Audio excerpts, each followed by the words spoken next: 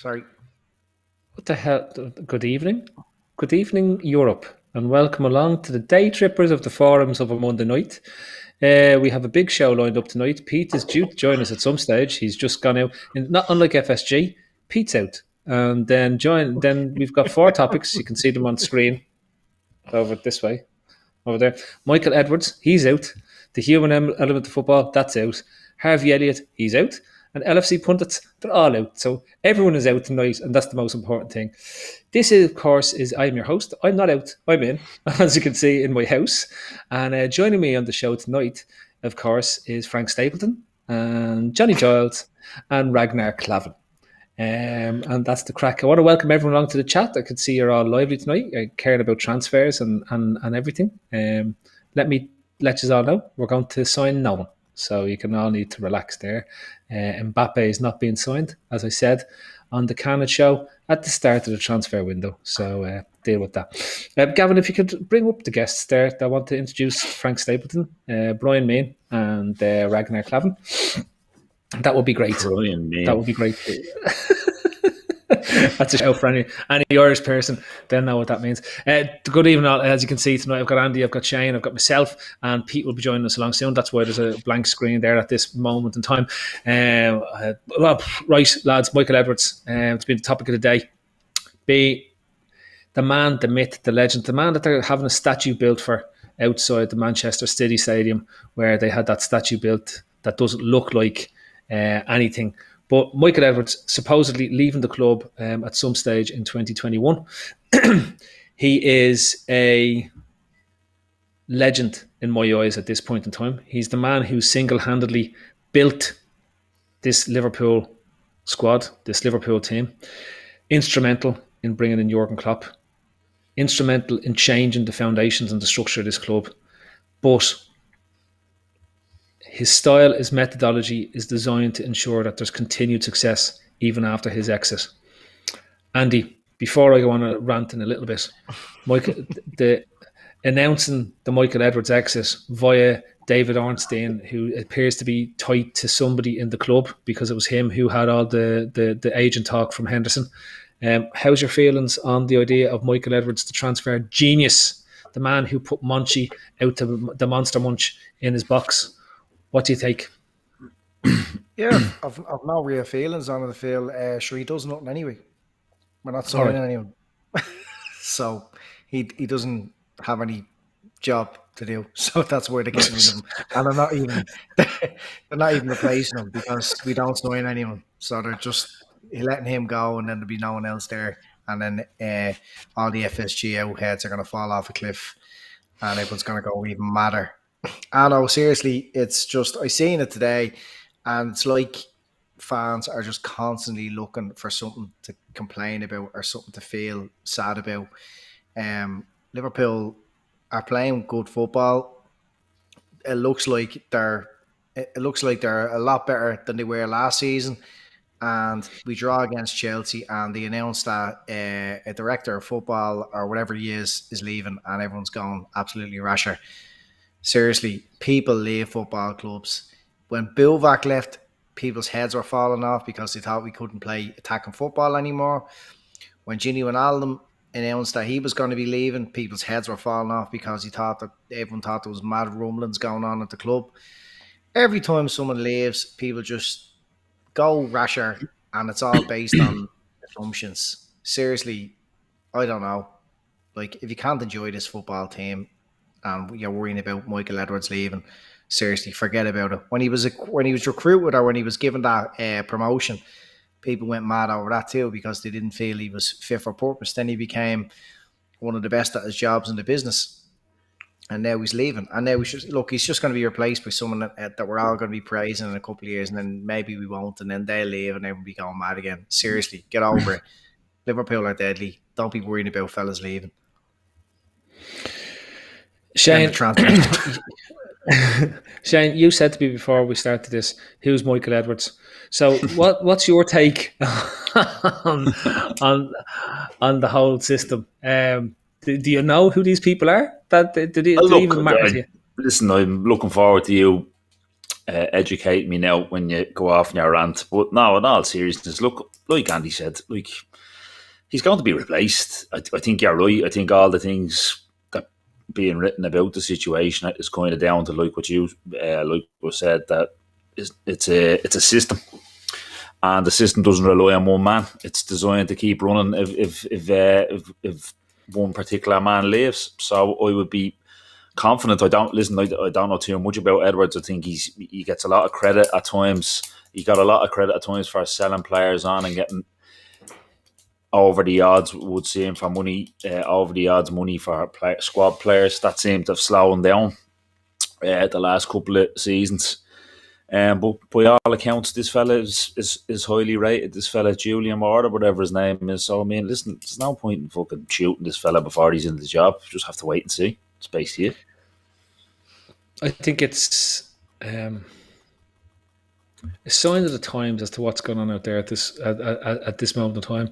Andy's touched on it. The people have spent everything they're doing moaning, blithering on like a bunch of shite horses that fucking have nothing to do but wander around in the field, chewing on the grass of transfer bollocks. Bilging. Right? Bilging. Bilge, and more bilge as they rant onwards. Weeks ago, a couple of weeks ago, Jurgen Klopp was the genius behind everything, and we needed Klopp to have a new contract, and we needed all the players to have a new contract. Now, Edwards is the genius, but Edwards wasn't the genius because Edwards didn't want to sign anyone only 2 weeks ago.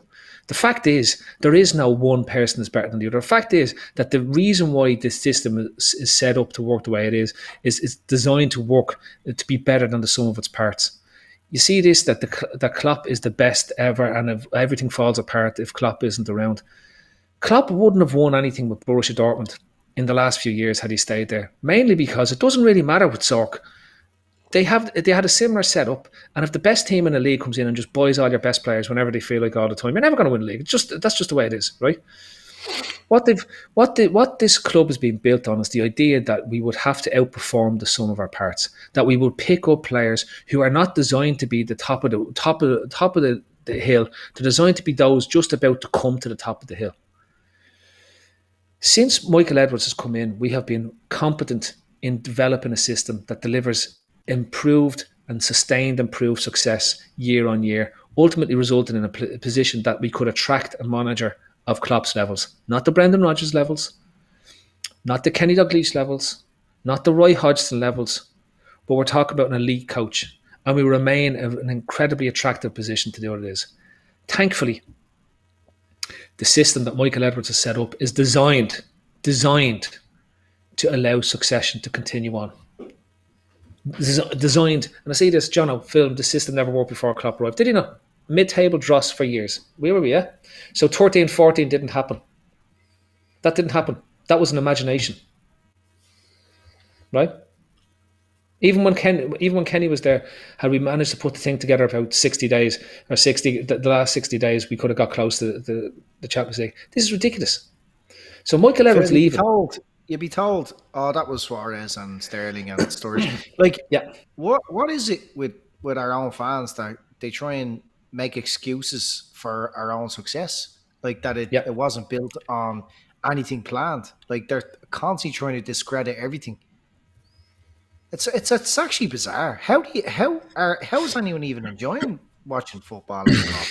It's like the interest in the side shows, second guessing everything or pretending you know better. Sit down at 3:00 on a Saturday or whatever, 5:30 or whatever time the game, and just enjoy it. There's a lot of people getting paid big money to do all that worrying for you, and the product they're producing on a weekend is pretty fucking good. It's immense.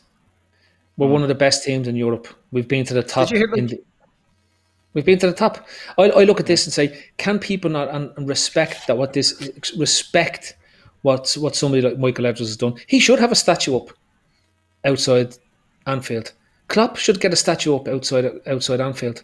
Both of them delivered a Champions League, 2 Champions League finals, a Champions League, and a league. Edwards has been responsible for 2 runners-up goals at league titles, more than anybody has done. So for me, I'm saying that this is what this system is designed for. And I just hope that the system he set up is as infallible as he has been as a sporting director. Last week, people would have been moaning that Michael Edwards wasn't out signing anyone, and he's been rigid and he's sticking to the FSG plan, and it's all FSG, it's FSG if it's FSG. It's not. It's because look, it's Phil. It's because people think there's an ulterior motive. There's something going on behind the scenes. He's probably got a big job in the NFL. Yeah, exactly. Andy mentioned it earlier. Sometimes people leave jobs and move on. It's like Habulvach left, he moved on. Like sometimes, according to the article in the Athletic, I didn't read the article, just seen the headlines of it. Everything is seemingly very amicable. Extremely amicable between. There's been no date set as to when he stepped down. It doesn't say he definitely is stepping down. It's saying the article, the headline says it's believed he will step down, and that this fella is in place. This fella is in place. Julian He's Ward. the one. Julian Ward is increasingly influential. So I mean, we are where we are. Like I think we should. There's no point. Celebrate. Yeah, and also. Just to hark back, I know people are talking about going back over the years and things haven't been good until Klopp came in and stuff like that. We got things right. We signed like this. Remember, I'm going to give it the name that the press gave it to Malloyne all those years ago, the transfer committee. Yeah, that article was floating around today, the article that Neil Ashton wrote, basically slamming Michael Edwards for being an analyst, etc., and it's putting all scouts out of business and it won't work and blah, blah, blah. And now, listen, we signed some gems. We signed Firmino. We signed Coutinho. It works. It has worked, and hopefully, like you said, hopefully it can continue to work in the future. There's a super chat there from Billy Cometio because he hasn't got much to do at the moment. He's not getting sent out on loan because Michael Edwards is gone. He's left the building. He's found Ian Ayre's bike and he's doing wheelies around the old Melwood. Super chat one set from Billy Cometio. What's wrong with wanting to replace players sold? Nothing. Nothing. Nobody ever said there was. Nobody just wants to replace. But what's wrong with understanding that you don't necessarily have to buy every time you want to replace a player that's sold? It works both ways. You can't Klopp apparently, I didn't hear this quote, but Klopp apparently said about Harvey Elliott. I know we're going to speak about him later on. But if Gino Wijnaldum was still here, he wouldn't be getting minutes on the pitch. So what do we want? Do you want Gini kept? Do you want Harvey Elliott playing? You have to have a pathway for these players. So it's all a bit. Yeah. Do you know what I mean? And listen, that's not me saying we'll get to it later on. I think we're short one. And if people don't understand, we are. I think we're short in a Origi upgrade. I think we should be. Yeah, exactly. We should have been looking at a way to edge Origi out. I don't see him having much of a future, but look, you never know.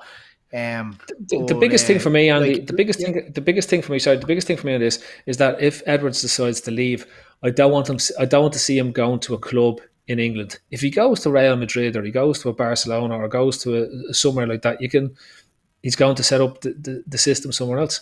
You just wouldn't want to see him going to an Arsenal or a Manchester United. Hey, P. All right. A Manchester United. Pete. You're not looking great after I your was out of the sun for 2 weeks. But yeah, I just don't understand. So for me, it's an orderly exit if it is what it says. But the one thing I will say is that so far, David Ornstein, despite getting information from agents, he's been 100% wrong. Henderson's about to sign his new contract instead of going to Atletico Madrid. And if that's anything to go by, there's probably a good chance that Edwards is going to be made president of FSG and run the Red Sox. Is David Ornstein in the Athletic? Yeah. Forget it. Seriously, can I ask you a question? Every time I see something like that, it's clickbait. Can I ask you a question? And I'm only jumping in here until Peter arrives, and then I'll go away. But the stuff on this Michael Edwards stuff, the timing of it from Ornstein is very interesting, right? And you know, like you said there, it could be a fella that I don't know how many years he's at Liverpool. I think someone said 10, and he's not only been 8. I think eight somewhere around there. But like if you look at the development of the main stand, if you look at the development of, in particular, Kirby, he had a massive role in it. With the optics of it and how it would set up and stuff like that. He had a huge role. There's actually a program on LFC TV about it. So there's much more to his job than just signing players and selling players. But when you look at it and you see what's going on, do you think there might be something in this? Like, people are saying there has to be something in this, and look, they could be completely right or they could be completely wrong because no one really knows, right? But could there be something in it? Because, and I tried to make this point last night on the Fatback 4. We keep being told next summer, right? And I think we're going to run into a roadblock with this squad, and I think next summer will be it. Because who keeps saying next summer though, Gav?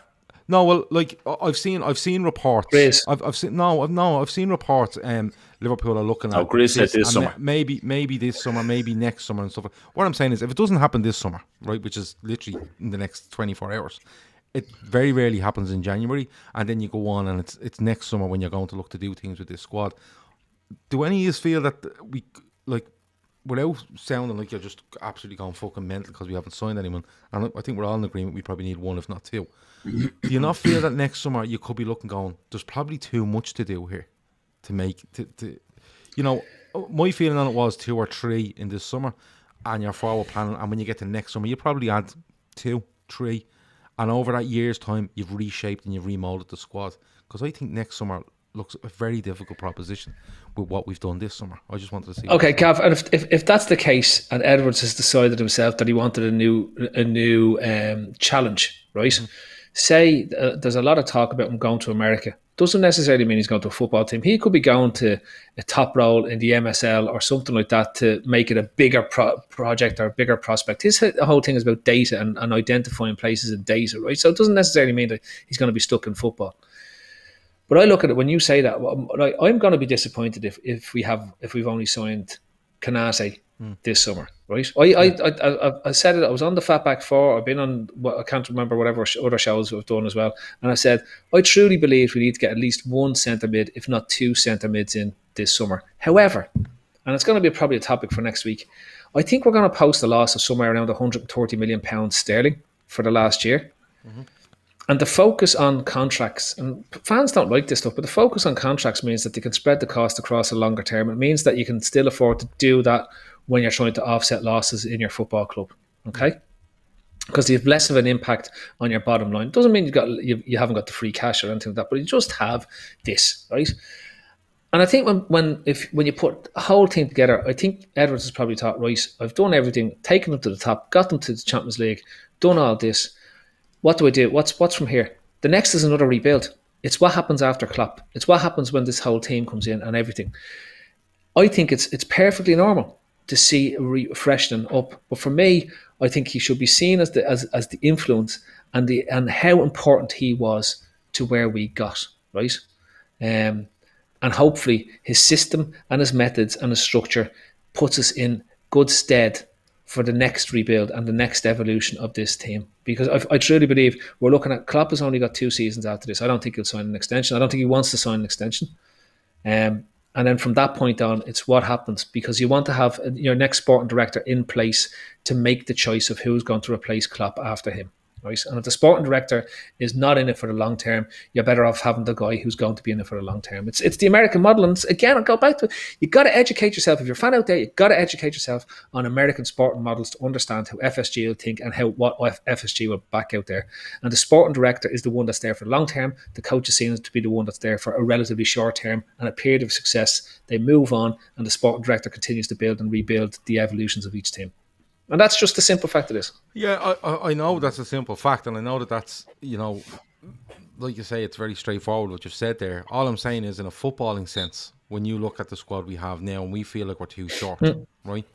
And we don't do anything, we go to next summer. We're going into next summer too short, at least, right?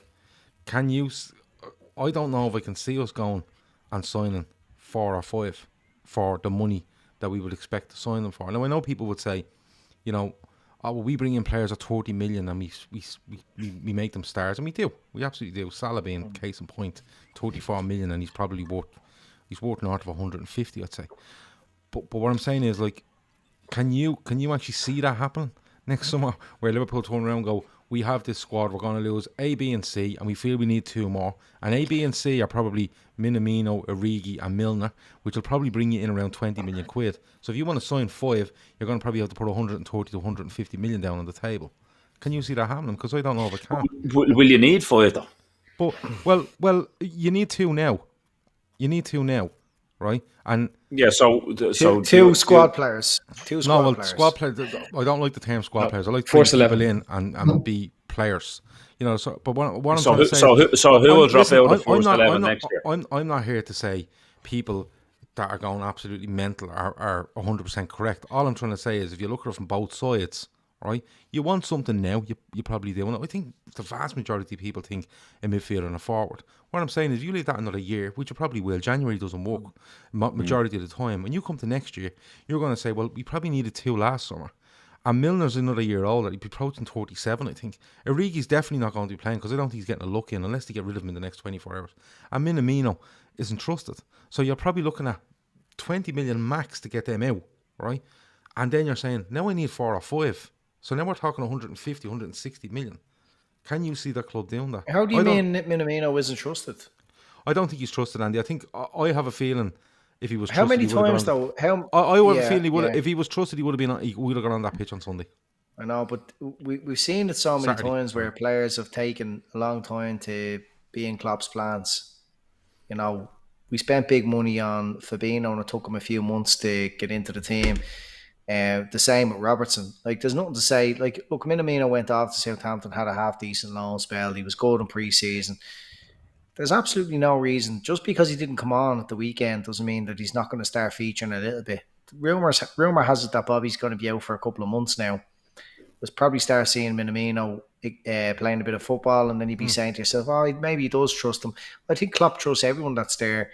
I think you make very valid points about this sort of succession planning. The club are probably a year behind in what they were trying to do in terms of shifting players. A lot of what's happening this summer should have happened last year, but didn't because of pandemic. And Phil makes a very valid point, and people don't like hearing logical explanations for things. But the club did report the loss this year, and they're going to report another one probably 3 times the size of that. And that's the reality. And that makes it difficult to spend money. But you know, they say we're not investing in the club. Well, player wages cost money, and it's all well and good when you're winning European Cups and winning the league, and there's all these incentivized contracts. But I can guarantee you those renewals are all going to be guaranteed wages to keep the players happy at the club. And you have to just trust the process. It's worked so far, and we've been hit by the pandemic, which is going to affect finances. Look, and we're probably bored the tits off people listening now, but that is the reality. We do probably need a backup forward, like as in get rid of Origi and bring in someone that's going to challenge midfield. There's loads and loads of options, but unfortunately, there's a lot of players who are injury prone. But some of that falls on Klopp as well. Like, why wasn't some of these players who you can't rely upon shifted out the door? It took him a very long time to get rid of Lallana. And we kind of see the same problems at the back, which causes. So we're relying on, there's probably 4 or 5 players who can play centre back this year, but it's a good chance we might lose 2 or 3 of them for long spells. So it's not all straightforward. It's not you bring in a player and then they get injured themselves. Like, you know. Well, can I just go back? This is the process, right? It seems to me that Klopp has bought into the idea that they'll only go out now and sign players they feel will improve what's there. Right? We've seen this with the Van Dijk position when we were waiting around to sign Van Dijk, and everyone was screaming that we should be signing this fella and that fella and the whole lot, and we held on and we got Van Dijk. And they've spent money. The other bit is that they've spent money in that period to get us over the line for the Premier League and the Champions League. Like, we had the most expensive goalkeeper in the world, the most expensive centre-back. We spent 53 million on Keita. We spent another 50 million on Fabinho. We spent all this money, right, when they went to do it. But I agree with Gav's point. My point is the exact same. It's not that I don't believe they won't spend the money. I truly believe that the change has to be too big. And that goes, I'll go back to it again, that goes back to the American ideology that they go in and rip apart the squad and build it all back up again. If you look at what happens in baseball, which is the sport that they're most familiar with, right, and the most familiar in terms of the way it happens, is that when your season falls apart, instead of waiting around, they'll sign the general manager, which is essentially the sporting director, and they'll get rid of all the players. They'll trade all the players away, so they have the most amount of money to spend on new players for the new season to build a new championship level side, right? And if you look at, that's what the Red Sox did 2 years ago, and they're now back in the running for winning the World Championship or the World Series, whatever the hell it's called this year, right? That's their mindset. So if the sporting director goes to them and says, we're going to refresh the squad, and they say, well, we've had a 200 million loss, we're going to have to hang on 12 months, right? Potentially, that's the point where they're saying, well, it's going to be tougher, because if you look at who are spending this summer? Who are spending this summer, and what are they buying? We've seen a 36-year-old move to PSG for 100 billion euros in terms of what his wages are going to cost. Yeah, but we've a 39-year-old going to United for 23 million plus 500 million a week in wages, right? They're the marquee transfers this summer. Lukaku signs back for Chelsea after leaving Chelsea 14 years ago for 140 million Brazilian euros as well. Yeah, but I think them clubs... And correct me if I'm wrong, but that's their only signing, isn't it? That's their only but significant the thing is, signing. And he's... But the clubs you've brought up there aren't playing the same game that most of us are playing. Like PSG, Chelsea, United even, and City don't play the same game as everybody else. I think it's a poor... I don't think it's a good comparison. You know, I look at Arsenal, right, and they've spent 150 odd million. I don't know what they've done with it, but what I'm saying is this, for me, like, I think it just comes down to a policy thing. It genuinely does. It comes down to a policy thing, because you have people in the chat there saying, oh, you know, are we the only club affected by COVID? Absolutely not. You know, I think Liverpool have lost somewhere around 130 million. I think they might be the second most affected. I know Spurs got hit badly because they haven't been able to push revenue through that new stadium. It's all been linked to Man City, 104 million, blah, blah, blah. But Man City can recuperate that in whatever way they need to do, right? But it's simply a policy thing, because like Wolves linked with 40 million for Renato Sanchez, and Botman are probably 25. There's 65 million. You're going, what's going on? This team's signing that. It's obviously a policy thing. It has to be a policy thing, because there's no way on this earth, right, that teams can go out and spend 70, 80, 90, 100 million during this time, and Liverpool can't. There's not in my mind, they can't. So Liverpool are paying their players a lot of money, Gav. But they're earning a lot more money than these clubs as well, Andy. When you offset it, like Liverpool earn a lot more. Liverpool earn a lot more than a Wolves or a Aston Villa. No, well, our wages to revenue ratio is quite high. Yeah, you know, compared to those clubs, where, you know, you look at Everton, it seems to be a very unsustainable model. Their wage to revenue is massive. But look, like, it's you're bringing up other clubs. We don't know the ins and outs. We don't even know the ins and outs of our own club. No, we don't. It's policy and funding. You can't deny when you see the club reporting them losses. You know, they're not lies. This is the reality. Like, you have to factor that into your thought process. And Klopp probably has limited resources. I think he's kind of alluded to it quite a few times, and that's just the name of the game for him. You know, and that's just the way it is. I don't know, Gav. I do agree with I'm just asking the question because what you're saying. I'm just asking the question because you will get people asking. Like I'm asking why aren't they signing too? From a purely footballing reason, like, you know, where do you get the money and what do you do with it? You know. What's it?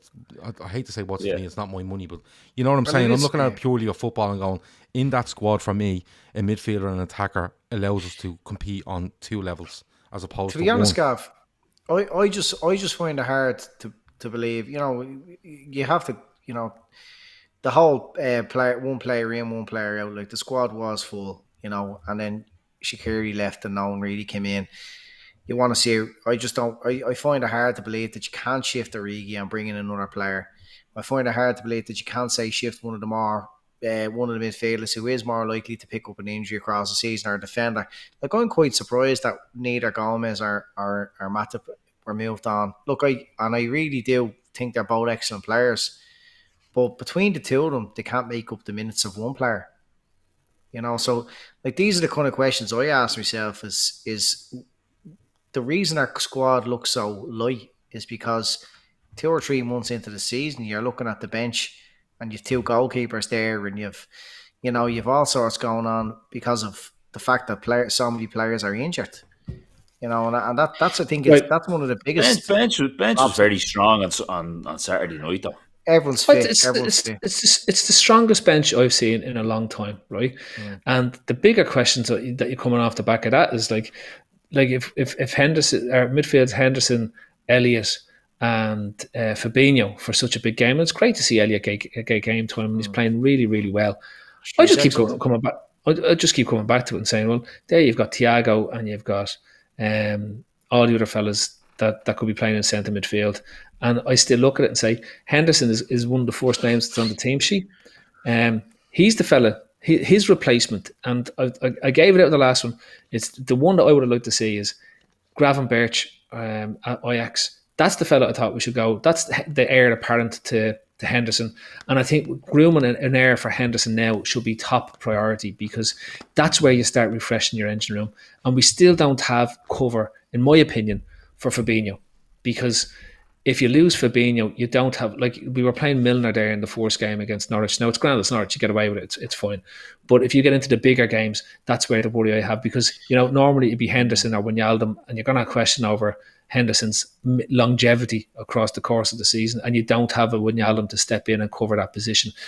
But like I'm just reading some of the chats, and it's just like the amount of shit that's being spoken in there. FSG out. What's the alternative? We've gone through this loads of times, like, because it doesn't make any sense. It's just putting words in a hashtag together. It means nothing. FSG out. Grant, let's go. Listen, I like a shiny new sign as much as anybody, but Gav alluded to it earlier. I think what they've done off the pitch, like, it's just like new stand, new training ground. Second, Anfield Road is going to get done. Like, it's the price the club has gone fucking through the roof for when they do eventually sell. We've won the league, we've won the Champions League, we've got to another final. Europa League final. It's absolutely unbelievable. And who knows what way it's going to pan out. I think we need one at least, but one, right? We mightn't get it, but we got won the Champions League and signed Sepp van den Berg. You know what I mean? And then we've kicked on. Won the league. You know what I mean? We kicked on exactly. Yeah. So it's the same shite going on for years. Like, before we won the league, before we won the Champions League, it was the same shite. And every season, look, I'm not saying I was right or anything like that, but every season I felt that we were improving. The squad was improving, the football was improving, and slowly but surely we were getting closer to win the league, and we did. And all along, people were saying FSG out and barking mad. I don't understand it. It's just a weird phenomenon. I don't know whether it's like just spoiled brats on Twitter that have got this thing going and convince people that, like, you can just say FSG out and then they go and then somebody comes in that's magic. That's not how the world works. But here's a better one. Instead of FSG out, is that Wayne Stewart point spot on?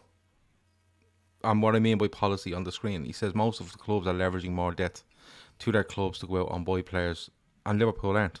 Is that what's happening? Not most of them, because most of them now understand. Say a lot of them are leveraging debt. FFP is fucking dead, right? They aren't leveraging debt because they can get equity pushed into the owners, and there's no caps on what they're doing at this stage because they have to come up with a new system to FFP. Ours are still, we've built a model that's designed, forget FFP, it's designed to be self-sustaining within the club's own commercial revenue streams, right? PSG, owners pushed in as much money as they want to sign whoever they want. Man City, it's the exact same thing in this time, right?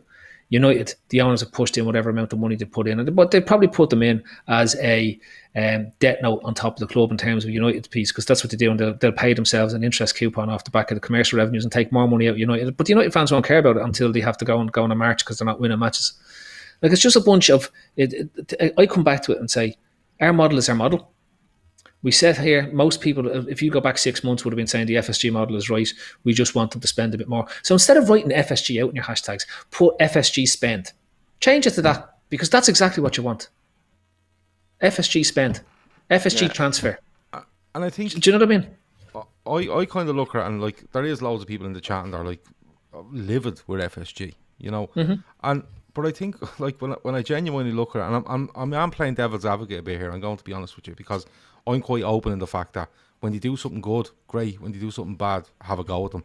And in between, what do you get? I'm very open on that. You know, me and Andy have had loads of fucking rows over them and stuff like that.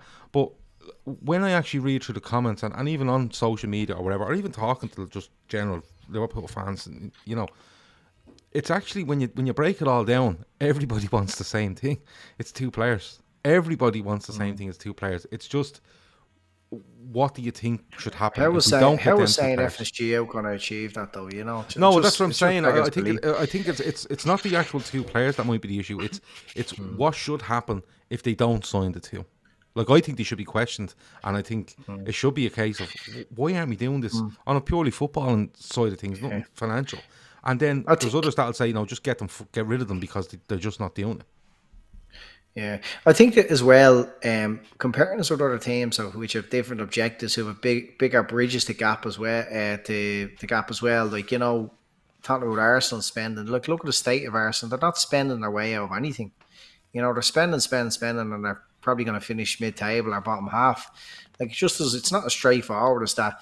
We have got a very strong squad which is well capable of winning the league.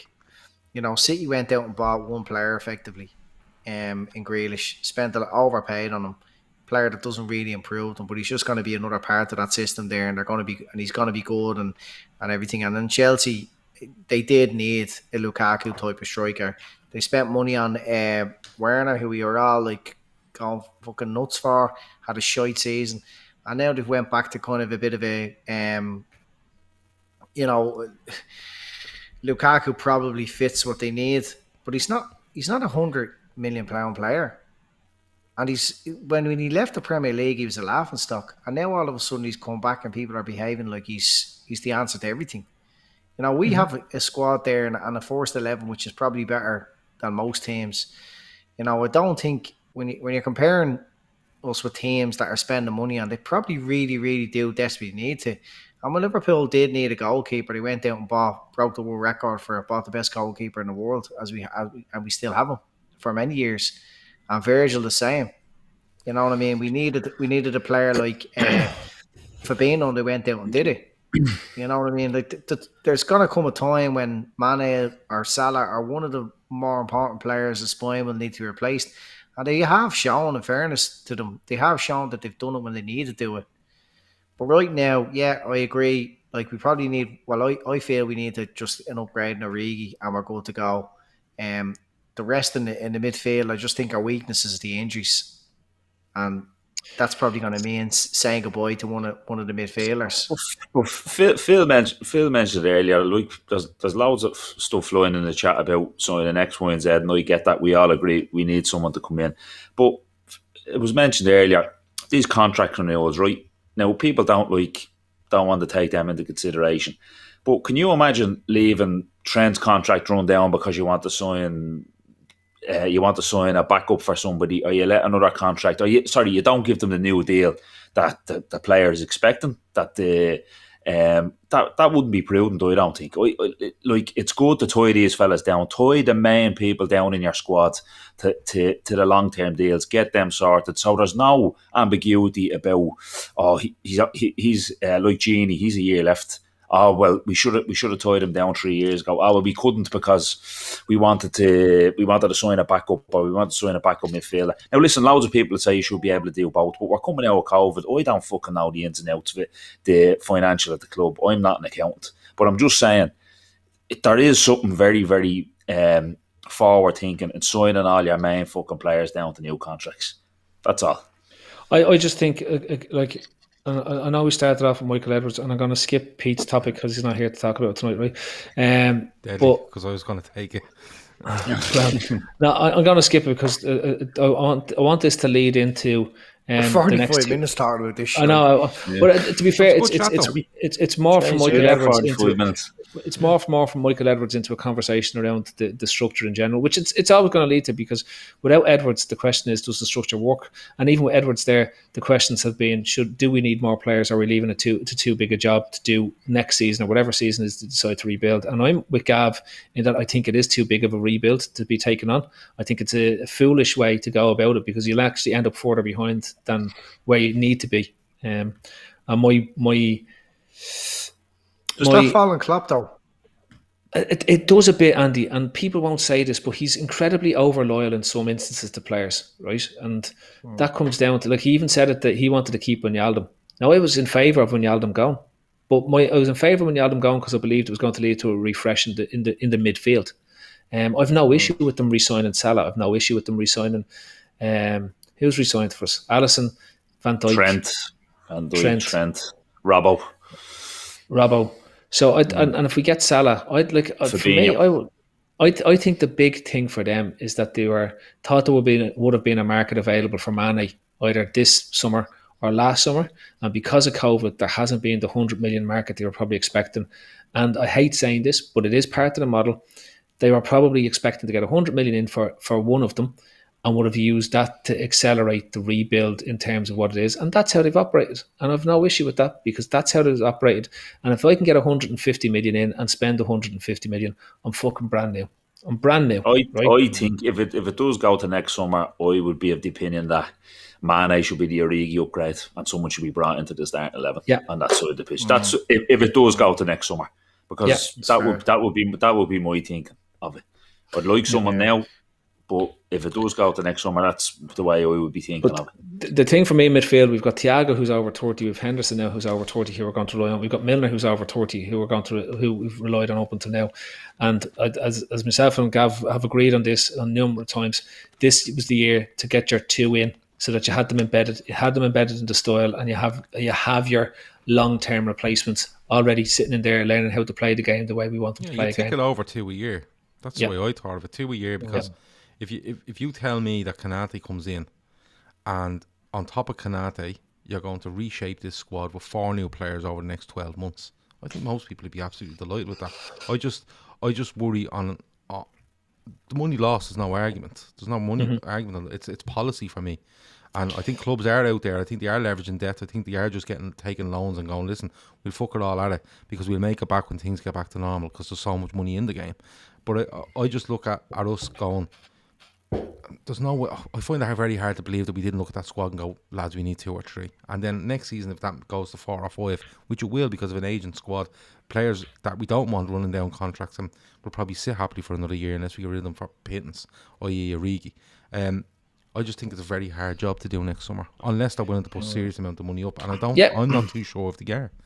But the other bit is that they've obviously, with this structure that Edwards, and I'll just finish off because it brings it back to Edwards, the structure that Edwards put in place, how to value on every player they'd look at as a target. If it goes above a certain value, they're not interested in signing them, right? That's what happened. That's how we ended up with Salah instead of Judy and Brandt. The story's in it today, okay? The thing is, though, that model is being used by a number of other clubs. If we look at West Ham's recruitment, they've employed the exact same statistical model Liverpool have over the last 4 years. In a shorter time frame, and you can see that they've been picking up the players that we had been picking up before we got to the position where we were winning things again. Okay, so you got a question now: what's the next evolution of that transfer methodology and data-driven transfer methodology? And maybe that's why the club are happy to let Edwards go, because they want to bring in the next brain, the next one with the intelligence, who brings a little change or a new level of data sophistication in there that gives them the edge in the transfer market again.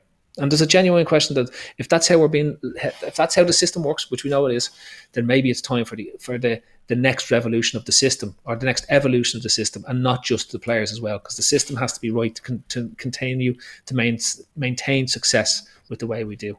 There was some super chat there. I don't know what it was. Something about FSG. It's gone off the screen there, but I don't understand what the point there was. Sort of contradicting itself. Yeah. On one hand, he was saying they bought. Thanks for the super chat.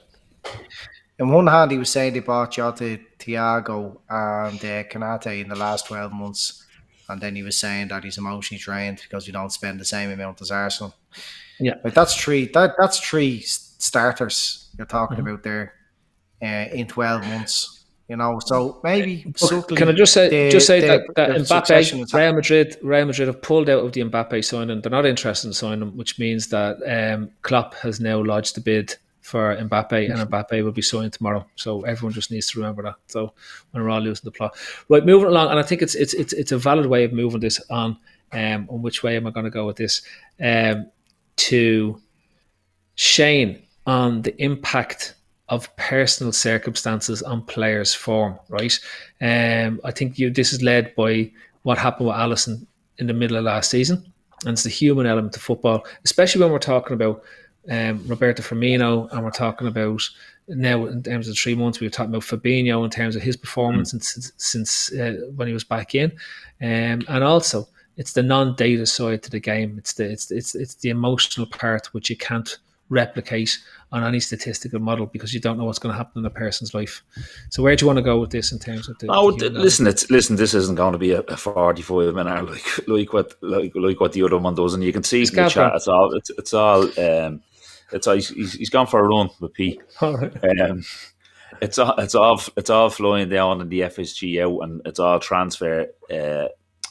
It's all transfers as usual. But listen, this just came off the back of kind of obviously watched the game Saturday. Fabinho was a bit off it, which is fine. It happens in games. You don't play well, but then it just kind of dawned on me. Well, listen, the fella's father passed away like a week ago, and do we expect too much from these lads? Do we never ever think that what's going on in their personal lives? Like everybody is different. What way will a player respond? Like we had the instance of Klopp last year, and his mother, he wasn't able obviously to get back for a funeral or anything like that. He was obviously visibly shaken. A lot of people put it down to lack of fans. I'm sure that was a reason of it as well. But also the man lost his mother, and he wasn't able to grieve. He wasn't able to go home. Henderson played a big chunk of his career at Liverpool with his father suffering from cancer.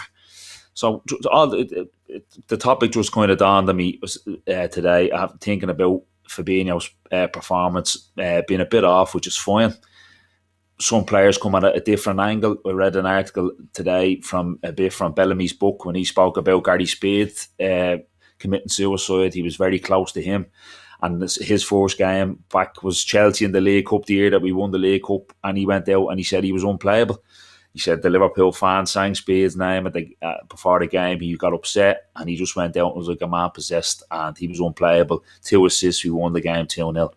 So listen, I don't know what you lads think. Do you think that, like I said, it's everything now particularly is all about transfers and who can we get in, and this fella is shy, that fella shy, should be Michael Edwards is gone, FSG out, FSG spent. Just sometimes we just don't know what's going on. Players' personal lives that can lead to them maybe a bit of bad run of form or anything like that. And I just thought, just dawned on me really with Fabinho. He's absolutely an unbelievable. I love him. He's absolutely an unbelievable player. One of the first names in the team. A class act, and didn't have a great game, but it's to be expected. His father passed away, so I don't know what you lads think. 100%. Davo, I think we get caught up a lot in the whole materialistic side of football, talking about shiny new signings and making demands. And I find it far more interesting to look at the players that are there and what's making them tick and what's, the psychology behind it and how tight the group were. And if you look at last season, you don't just have no fans there to drag the players on. You don't just have the whole thing with the injuries and no pre-season and Klopp not getting to do what he needs to do, but so much tragedy came to the players.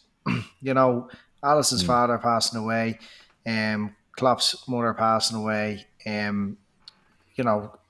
all of that sort of stuff. It doesn't just disrupt the players. I mean, the players are coming in, and it must be a really poor atmosphere when these guys who are only human at the end of the day.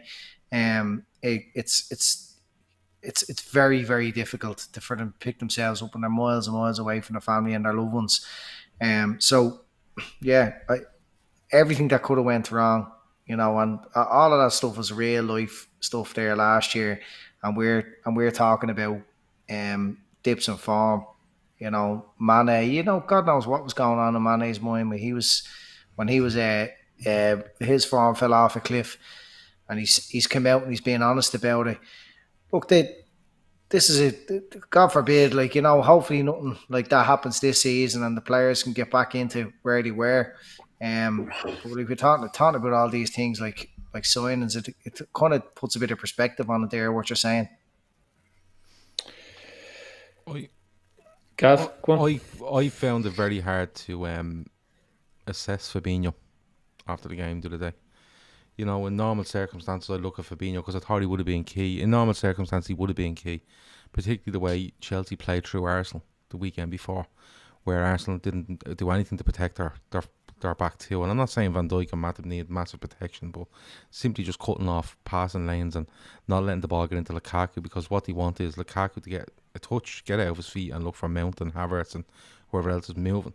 So under normal circumstances, Fabinho would be huge in that because he does it brilliantly. He spots this stuff all the time. He cuts it out. He doesn't give Lukaku a chance to get on the ball and stuff. And do you know what? I didn't think Lukaku was any good the other day. I thought he was okay. I didn't think he was any good. I didn't think he had any real impact. But I kind of found it hard to assess Fabinho. And the reason being is not because I didn't pay attention to him, because when you look at a guy like that playing football a week after his father dies, who's in another country, it's similar to what happened with Klopp and his mother. It has to be so hard. Like, I'm trying to think, like, even for argument's sake, say if I lived in America and my mother, I'm even going to a daily job, you know, it's hard. And I know they have a brilliant job in what they do, but to go out and have the whole world looking at them on a Saturday evening, a huge Premier League game, and being away from the majority of his family, can't go home, can't do this. I think it's so fucking hard. And I said it to you before the show, I kind of can't understand why clubs don't just turn around and go, listen, if you have a bereavement like that, you're out for 3 weeks. A bit like, you know, like if you get COVID and you're gone for 10 days, a bit like that. A bit like, literally, it's mandatory that you're gone for 2 weeks out of this club. And we don't care about results. Well, we do, but we don't care as much as your well-being. Now, you will get a lot of players come back and go, listen, the best thing I can do is play football. It takes me mind off it and stuff like that. But I think it's very hard to assess players when that sort of thing happens to them.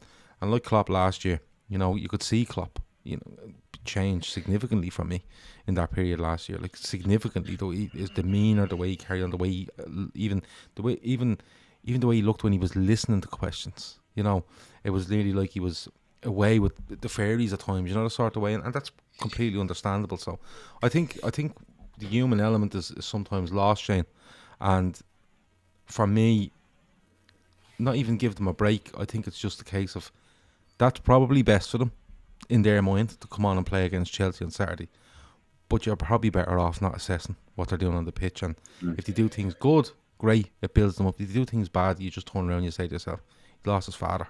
Like, who gives a fuck about Liverpool against Chelsea on Saturday evening? That's just the way I feel about it. I think it's shy. They're paid hundreds of thousands of euro a week. You should just turn up and play. It's a job. Well, that's if you want bullshit. hugs, if you want hugs and kisses, stay at home. Right. That 150 grand, 200 grand a week. End the topic. Right. There's no human element to football. They're robots. They're expected to turn up, perform, do their job. It's a job. It's a business. Do it. Right. There's lots of time for hugs and kisses afterwards. I'm waiting for the punchline here. I'm genuinely. There is none. There is none. There is none. Okay. So no, just I think if you're going to use the emotions as an excuse for why you're playing shite, then you shouldn't be out there. No, I didn't. No, you see, I'm missing the point now because it's a human element. It's not about football. What I'm saying is, and somebody says there in the chat, "Are you mad? Like, people get 3 days of work. It's not enough. If you lose a significant family member to you, and you're given 3 days off work as standard, it's an absolute joke. It's a fucking joke, and that's the end of it. I don't care what you're in. What I'm saying to you is, with a footballing side of things, Fabinho's probably turning around and saying to himself, I want to play, it takes me mind off it. Davo mentions there Bellamy goes and wants to play and plays really well. All I'm saying is, whether he plays well or not, I wouldn't be assessing that player, and I probably wouldn't be assessing him next week either. And well, the bigger thing for me with Fabinho is that it's always taken him 2 or 3 games to get up to speed. Yeah. When he's come back after a while. Okay, so we're now going to compare. You're actually the bollocks now. Yeah, edgy Irvine, You're edgy acting the Guerrero. bollocks That's now. all he's doing Yeah, now. he completely is. It's utter bollocks. Amongst all that nonsense he's going on with there, he did make a very valid point. And when Fabinho comes back into the team, it does tend to take him a few games. To me, it wasn't just his head not in the game. He did look physically not in the game. I thought he just wasn't himself. He wasn't as mobile. When he was on the ball, he wasn't as clinical. His passing is normally a lot better. And then he normally does defend up a bit higher in the pitch. I think he's more comfortable defending up higher in the pitch. Playing against Chelsea, you're going to be a bit more cagey. So, look, yeah, Gav, you're dead right. It's very hard to assess that performance. I wouldn't. Based on the type of game it was, where he was coming from mentally, and then it is Fabinho who's just coming back into the team as well. I think there's more. If you're going to go down to human element of football, honestly, right? It's not just deaths, right? Births of children affect players as well, and that just gets glossed over because it impacts. As soon as you go away from the football pitch, it's impacting every step of your life from that point on. Because as every one of us knows that's on screen here, we've all got kids.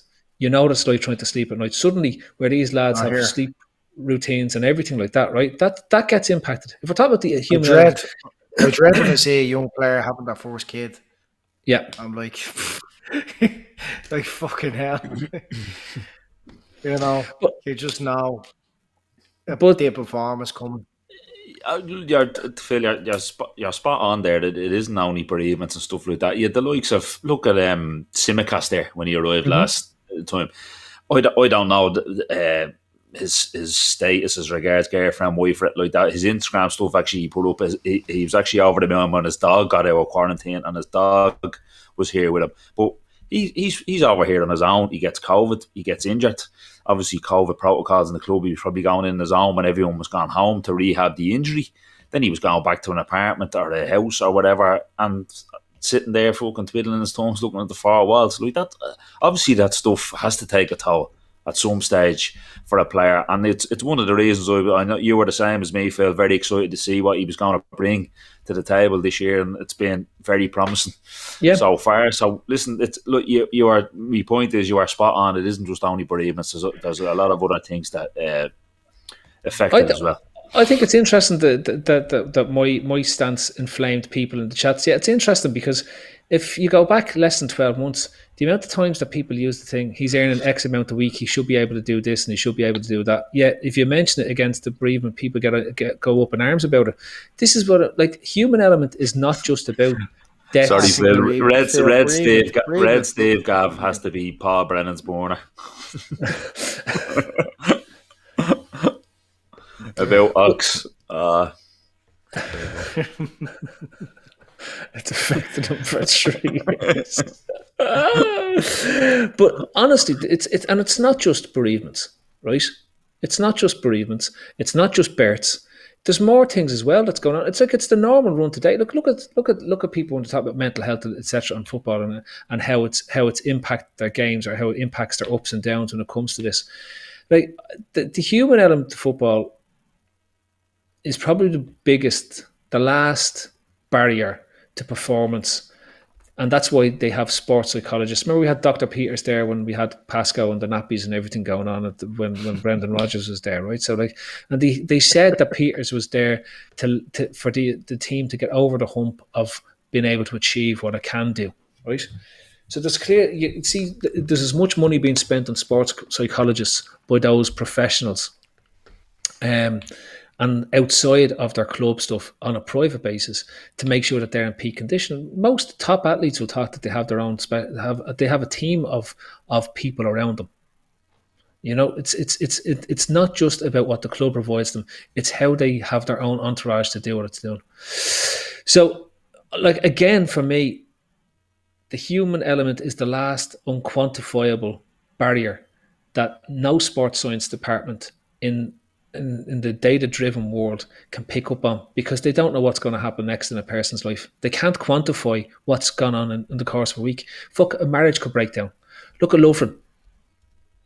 Fella never missed a header in his life until that went on. And everyone was on. You think about the amount of abuse that he got when all that stuff was going on, right? And you realise that doesn't happen. That isn't just a bereavement. That goes on for months, because the fallout from that takes place over a year and a half. We saw with Alisson, the impact is over 2 or 3 months, and then he finds a way back to finding his form and his joy again in football, right? Whereas other stuff goes on for much longer and can impact the player's form and his mental state for a much longer time as well. So I think, Shane, when we talked about the Michael Edwards approach and the approach that FSG have, this is the one part that they can't quantify: injuries and this. And that's really the last barrier to ultimately being able to have a fully robot style football team, which you're never going to have. You're never going to have. It's the human element. It is the human. It's the last great barrier to figure out what's going on. I think that's a great point by poor Scouts that Tommy, who says it's the same sort of stuff that Taki had to go through. How it must have impacted him must be mind blowing, because he of course turns up at the club and we're in a month. The whole world is in lockdown. He's on his own in England, and like literally, it's been well documented that literally he turned up and it was like, what? Can't see me teammates, can't see anybody. New city on my own, like as a young man. I think that's a thing as well. The whole bedding in thing, a lot is made of it at times, but then other times you think not just the bedding into the formation and the tactics and the things around the club, but when you see someone like Minamino turning up and literally being told you're staying in that house over there and you're not allowed out and you're not allowed to go anywhere, see anybody, and literally all he had was Zoom calls for about 4 months. That must have been hard as well. Will you read out that guy's super chat, please, Gav? What guy's super chat? The one who said he was unsubscribing because yeah, we've had a couple. He wanted to unsubscribe because there was a problem with the super chats. They usually show up in big, colourful writing. They weren't showing up, so I was missing them. I've tried to get to them as many as I can. I'll read them all out at the end if you want. I'll get them all up, but they won't be relevant at the end. That's just something that happened on my end. That wasn't. Shawnee Lawson is saying there, Spurs have become the first club in England to hire a mental health coach. They should hire one for the fans as well. Right, I want to use this as a bridge to jump off, because it sort of comes around, because and your topic is ex LFC players as pundits, and it's interesting because pundits can have such a severe impact on fans' human approach to football and everything that they think, see, and do. Because I know that with Gary Neville recently, people have suddenly realised that he's the greatest load of cockshite that the world has ever seen, and is basically just there to get as much money as he can in our pocket. So Andy, you want to focus though on ex-LFC players who are now pundits, and I actually don't know where this is going, so I'm looking forward to it. I don't know myself. I know Shawnee made two good comments there that it's quite closely related about retirement being difficult for a lot of players. So you have a lot of ex-players involved in punditry that just aren't suitable for the job. It's crazy. And then the one about what else did he say? Remind me. He said there's a load of technical directors in the chat. So sorry. It was about Spurs hiring a mental health coach. Well, that wouldn't impress Danny Murphy, would it? Because I was on a Twitter having a little moan about Danny Murphy and his comments on TalkSport about getting rid of specialist coaches because the regular coaches should be able to do it all. And it surprised me because he's a player who was kind of there when football was evolving and changing and all these sort of things that gave football teams a competitive edge were coming in. And at that level, any edge can make a big difference. Anyway, my good friend on Twitter, who's been watching the show since day one, Ray Kennedy, pulled me up and more or less said, don't be giving X red stick. And as a top red, it did feel I was breaking some sort of code of conduct, but actually it's just more disappointing that we have to endure so many of our ex-players make tits of themselves, like it kind of ruins the fairy tale that these guys are all sound. Like we had to endure McManaman commentating against Burnley, playing down their Burnley players, dragging out the Liverpool players like as if he was some sort of hard man himself. And then you have Carragher, who's quality on Liverpool channels, But on Sky, he's pandering down all this shit about Liverpool won't win the league.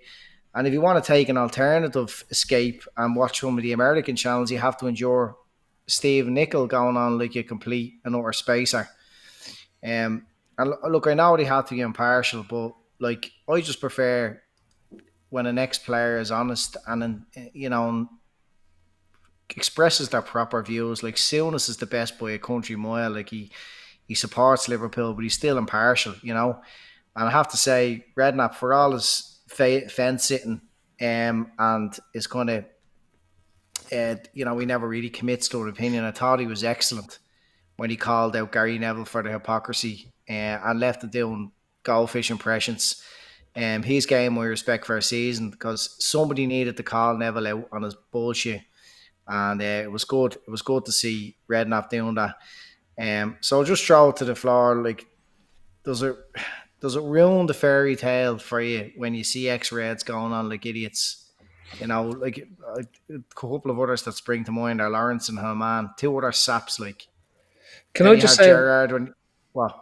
No, I was just going to say with Lawrence and I'm going to struggle to do this because I'm completely turned off by pundits and punditry in general. It's not just Liverpool pundits. There's not one who's worth listening to. They're all sacks of shit, right? They're basically just poison. There is to be fair. Souness, I think, is excellent.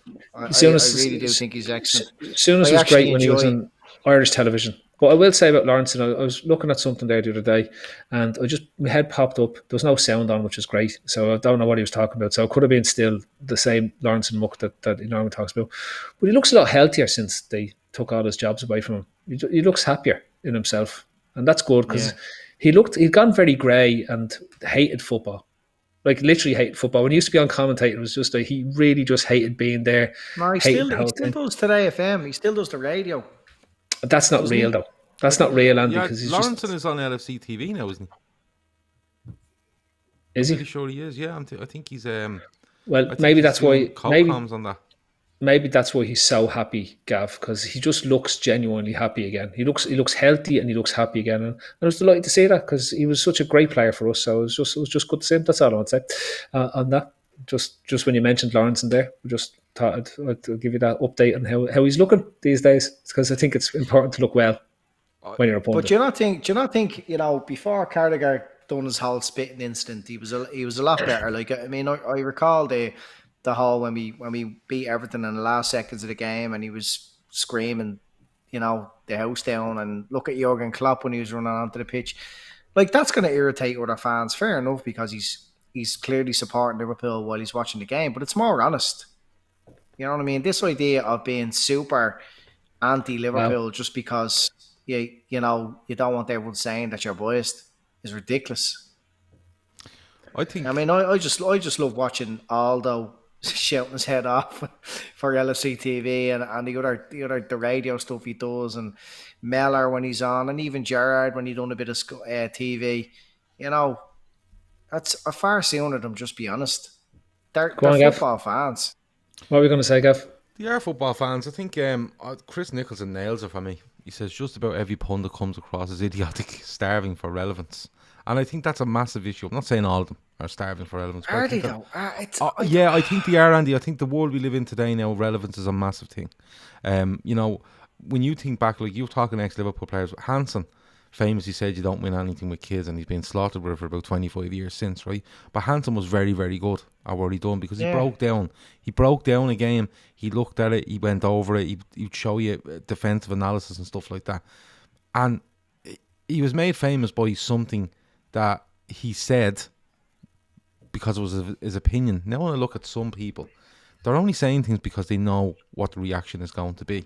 You know, the sort of way. And you know this, I don't watch a lot of pre and post match stuff on any channel when Liverpool are playing. I literally turn it on as it's kicking off, and when it's over I knock it off. I go out and do something else at half time. I don't sit around and listen to them. But with regards to Liverpool pundits, some of them can be very biased, and that's just built into them. There's nothing you can do. Like Carragher's bias has disappeared for me over the last while, and sometimes that's good and sometimes it's not. I'm not massive fan of McManaman. I always felt Ronnie Whelan hated Liverpool, right? And I have this thing in my head, right? And not hated Liverpool, but I tell you, he always seemed to, no matter what he was commentating on with regards to Liverpool, he would always seem to nearly be disgusted at Liverpool because they weren't as good as the Liverpool that he used to play for. He wasn't in the moment. He was like, these aren't as good as when I played. Well, no, you played one of the best teams you've ever seen. You know, that sort of way. But overall, I think, I know it's a Liverpool-based pundit thing, but overall on pundits, my feel pundits is it's saying stuff for the sake of saying stuff. You know, it's engaging with stuff because it's all about engagement now. You know, and I'll put it this way: you see more and more pundits, right, being clipped, as they call it, and put on the internet for outrageous stuff they say, rather than, oh, he's at the breaking that move down really well, or he's at the breaking that player down really well. You don't see that anymore, Andy. It's all about, he said something ridiculous. And all we're talking about with Gary Neville right now is not what he's... You see, 2 years ago with Gary Neville, it was all about, you see him on Monday night and he broke down how this team done this and this team done that, and he was really good. Don't get me wrong, really good. But now all we talk about with Gary Neville is clips about... Let's get a clip about what he thinks about Manchester United. Can United win the league? Because he hasn't stopped doing this social media stuff where he keeps going on about it. And that's where it's got to. I don't think they're pundits anymore at all. That's being honest with you. I think you're right there, Gav, about them kind of not being pundits. A pundit should be breaking down things in the game that maybe we can't see. And and that goes for co-commentary as well. Like, we've all been to games, and the difference looking at a game when you're in Anfield or whatever stadium you're in compared to watching it on the telly is chalk and cheese. You see so much more going on because of the angle that you have and so much more in the game. The problem is, like what you said, is that they get clipped. I hate using the word clickbait. I hate using it, but it is all about traffic, social media traffic, and all that online stuff. And that's what these big companies want. I think I like Souness. I think he's one of the better ones. I think when Neville and Carragher are breaking down a game and tactics and are going through it, which is excellent, rather than the Liverpool United niggle that was good at the start, but it wore off very quick. I like Souness, but I actually don't mind. It's probably, I don't know if it's popular or whatever like that. I think some of the women that have come into the game are actually quite good. I think your one off BT, Karen Carney, is actually very good. She's the one that got a bit of stick from the Leeds fans that time over saying something. There was a bit of a pile on, but particularly co-commentary, I've heard her a few times for BT, and I think she's very, very good. So listen, I think all you want is somebody to break things down in the game that you can't see yourself, and I don't think there's enough of that anymore, really. I fully agree. I think, Andy, pundits are a sack of shit. I honestly do. Like, they bring no insight to the game. They add nothing to it. They're not pundits because they're not providing insight. All they're there is to sell a product, right? There used to be a time when they were there to explain what was going on, because you didn't have 24/7 coverage, you didn't have social media, you didn't have people who were producing their own insights and coaching and stuff like that, which allowed the normal supporter to be able to get more educated if he wants to go that deep on it, right? So the insight that these fellas offer is generally less than what you can get outside of the game. And the ones who have something intelligent or are versed in what's going on are generally employed by a football club, and they aren't acting as a pundit on the television because they're doing analysis for their own club and they don't want to share it with what's going on. I wouldn't watch a game, watch it, don't bother. Like, what are you going to learn off a pundit? Why even bother? It'll just frustrate you. And I think what happens is when we see I think the fans also have a misunderstanding that an ex-player should only be should be in unison with the fans' voice, forgetting the fact that it's a profession in terms of what they're doing on the television, and they're there to sell that channel. They're not there to sell insight or resource in the game. They're basically just there to sell that soundbite, to sell something mad that's going to draw people in online. Like, talk show is built around people saying ridiculously fucking stupid things so as that people retweet it and they get their banner all across Twitter. Like they have a fella's head who's about to explode someday on Halloween. Your man Alan Brazil. Did you ever see the size of his head? It's immense. It's like this big giant red thing that looks like it's a tomato, right? They have is it Danny Mills, Danny Murphy? They're the same person, aren't they? They just literally talk the most drony load of cabbage that you'd ever see in your life. And you're better off not watching it. Better off not listening to it, because eventually it turns your brain into chewing gum, and you think that they make sense. So when it comes to LFC pundits, like I've absolutely no time for any of them. I can't think of one. Neil Mellor's probably the one, but he hasn't been on mainstream television, and we know him, and he's a really nice bloke, and we've talked to him on these podcasts. So I like Neil Mellor, so I'll give him a big thumbs up. Neil so, Mellor is good. Yeah, Ray Hudson. Ray Hudson, that the American, the mad Geordie fella that was on the American Midnight stuff. Poker says he's the Sid with the L of football. Yeah, right. But again, these are fellas that aren't mainstream. Well, they're mainstream. Ray Hudson's mainstream in America, right? But like they're not normally seen blokes. They're blokes who are there and have been adding colour. I'm not saying they're pundits. They're the colour commentator. So you have the guy who's commentating the game. Ray Hudson is the one coming in with mad stuff that's going on. So like, most of the pundits you see on the television are just part of the little English mentality that goes on. I got that one in for you, Gav.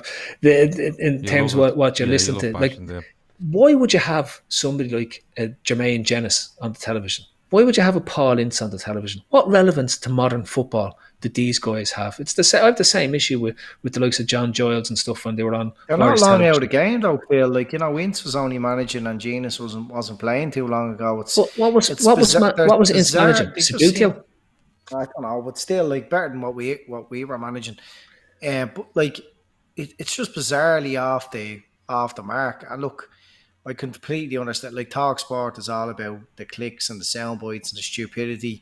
A lot of Sky is, especially Neville stuff, like talking about politics and kind of creeping into subjects which are contentious that are just going to get people going mad. But like, what's Danny Murphy's agenda? Like, Danny Murphy is still upset that Rafa sold him. I'm telling you, Danny Murphy is still upset that Rafa sold him. Liverpool were good to him, and he was good to Liverpool. He got some important goals, particularly against United and whatever, and we enjoyed him. But I really don't understand what his issue is. He could easily come on and still have the same effect by being the biggest biased bollocks ever. He's trying to go the other way. He's trying to go too far the other way. It's stupid. It's ridiculous. Like, this whole thing about a throw-in. Like, Liverpool are the ones who are notoriously famous for having this throw-in coach, and he specifically brought that up.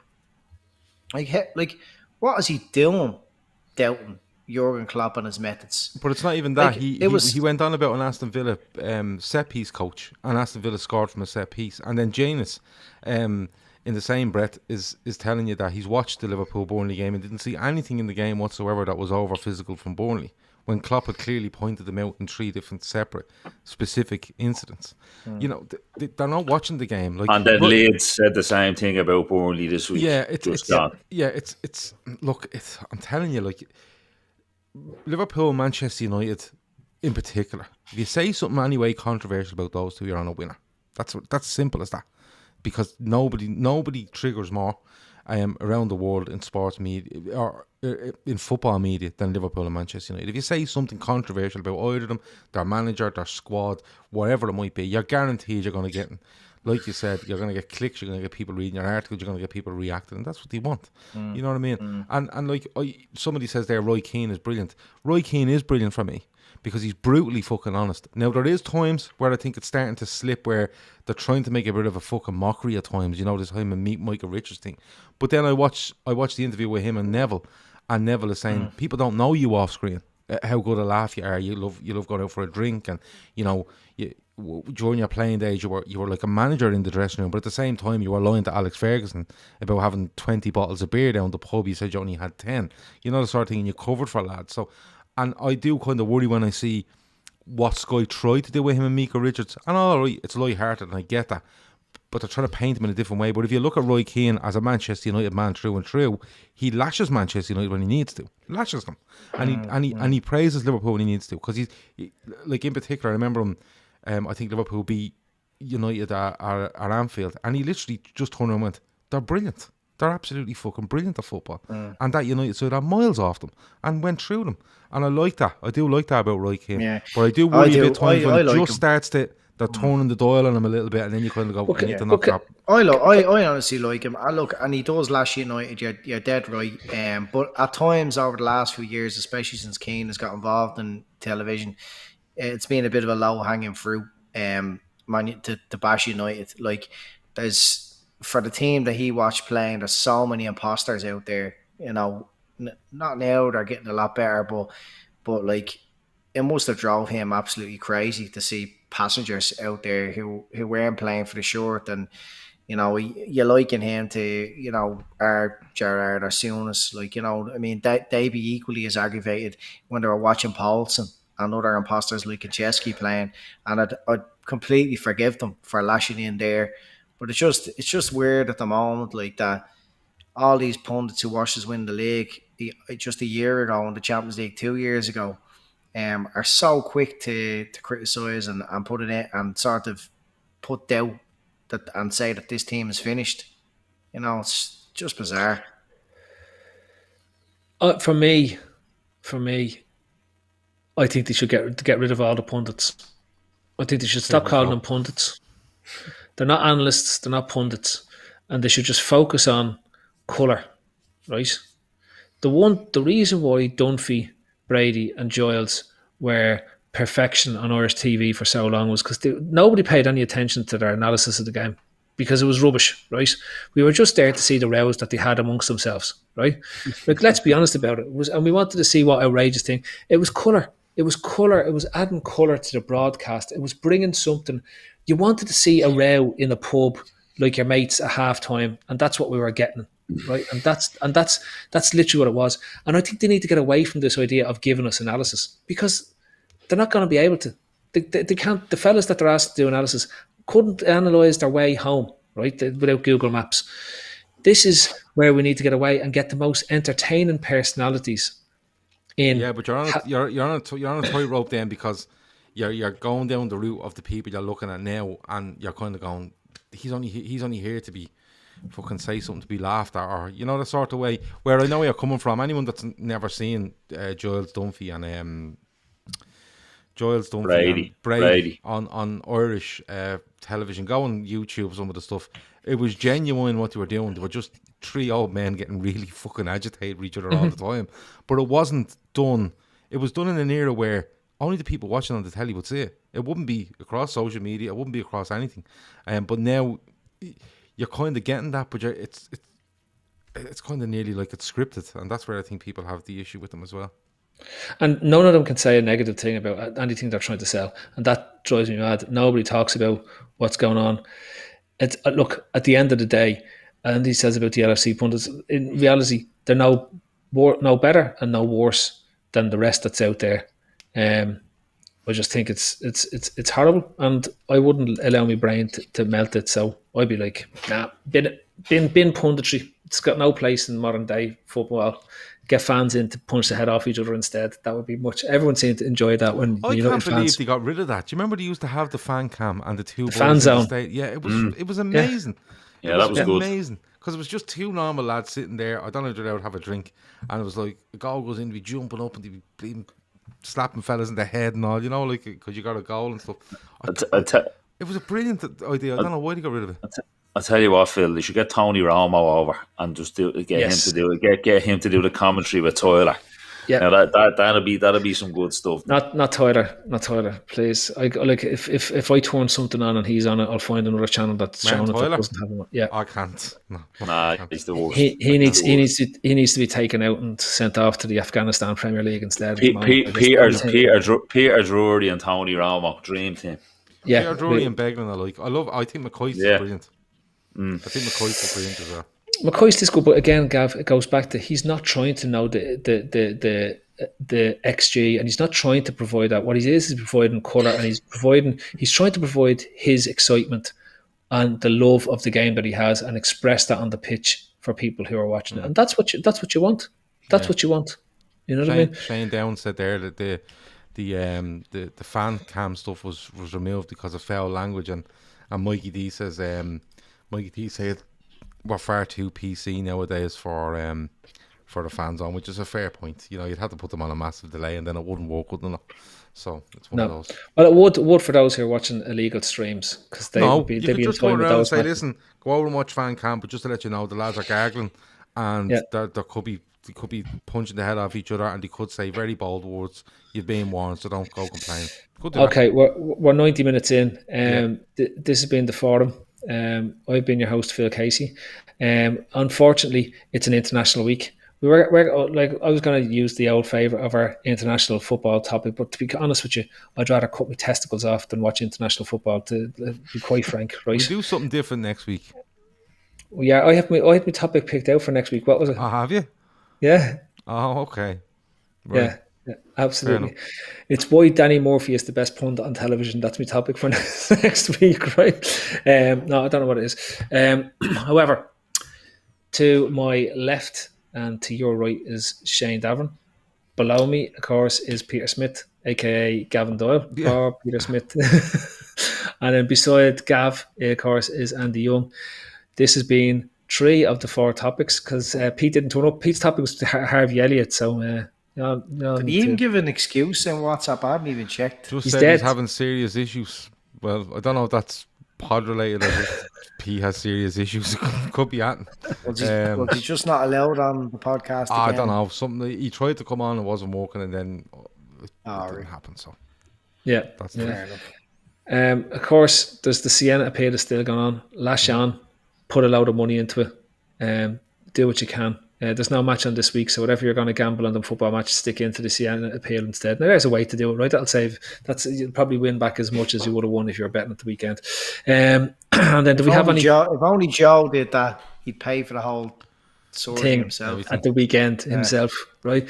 Gav, can I do what's this week's lineup? So tomorrow we are doing a transfer deadline day, but it's going to be that's what I said. Tomorrow's a transfer deadline day special.